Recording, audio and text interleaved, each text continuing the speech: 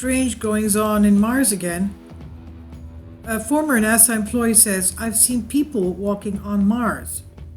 So many strange, paradoxical anomalies identified on our neighboring planet in our solar system, most of which seem unrealistic compared to what scientists believe is based on data at hand.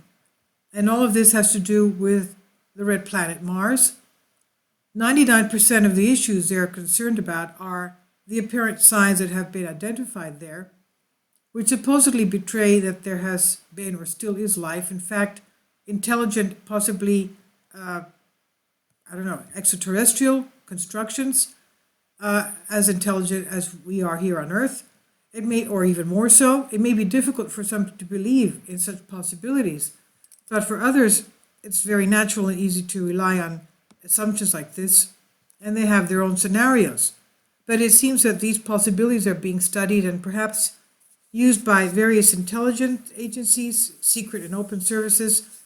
Surprisingly, there are several declassified documents that show the possible existence of intelligent life on Mars that occurred there once in the past. In fact, some time ago, a former NASA employee claimed to have seen human figures dressed in special suits or uniforms walking normally on the surface of Mars. Not slow or fast, but just normally as humans would walk on Earth. While working at NASA in the late 1970s, this woman and some of her colleagues claimed to have observed a large number of human silhouettes on the surface of Mars while they were watching the Viking mission. To protect her identity, the former employee refers to herself as quote-unquote Jackie, who revealed an incredible story while talking to a former CIA pilot and UFO researcher, John Lear. His father was Lear Jets. We all know John Lear.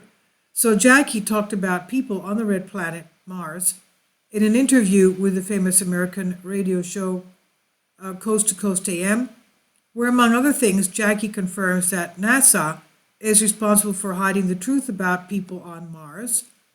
She claims that further missions on the red planet are a front for what they have been doing there for decades, as the U.S. space agency has the alien technology that allows them to carry out those secret missions for many years now. And this is basically what William Tompkins has been telling us as well. He was a designer for the U.S. aircraft carriers, and then they used him to design spaceships that were huge, carrying tens of thousands of people. And he says that, yes, that they have gone to the moon and Mars, and that they have colonies there. Now, what can I tell you? He doesn't have any photos of them. He just has sketches of the various spacecraft that he built. And he has also given us a little diagram of what spaceships and humanoids, giant humanoids, were watching Apollo 11 astronauts as they were landing on the moon. And again, they were not images, they were his sketches from what he was told. Anyway, what can I tell you? This is what Jackie is saying here now.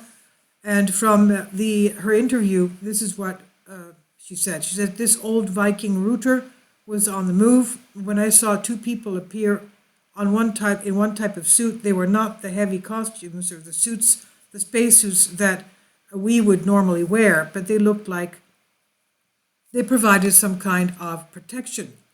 They came over to the horizon and walked towards Viking. Quote, when we realized a strange anomaly, my colleagues and I ran upstairs and they closed the door and locked it and put a notice on the door saying we couldn't pass, so we couldn't see anything. John Lear, on the other hand, confirms that NASA was on Mars in the 1960s. He also states that, quote, suits are not necessary as humans can adapt to breathe the low oxygen atmosphere of the red planet, he said.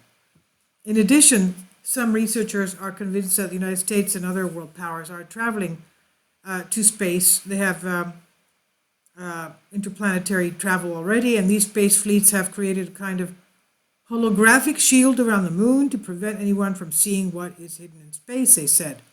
Now, could all of this be true, or is this just a misleading conspiracy theory that simply does what, states what it wants to give us an exciting note in our lives about what could be going up above our heads in space, on Moon and Mars. Anyway, I've just translated this from a Greek article. Please give me your thoughts and your comments. Thank you for your support. Thank you.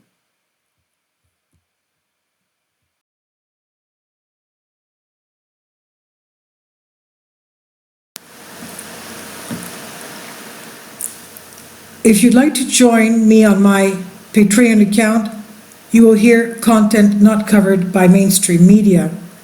These riveting stories will be based on my research, and I will state my opinions and give my personal insight on diverse and controversial subjects and world events not covered by mainstream media, and not supported by YouTube guidelines.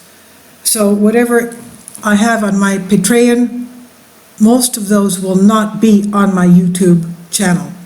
Please consider becoming a member today. More of the most significant and important videos will be on my Patreon channel. Your support helps me to continue my research and keeps this YouTube channel alive. And we depend on your support, your generous charity, because we help economically challenged families here in Athens, Greece, in Kapota, and we also help the young generation with university tuition and the community around our church. Thank you.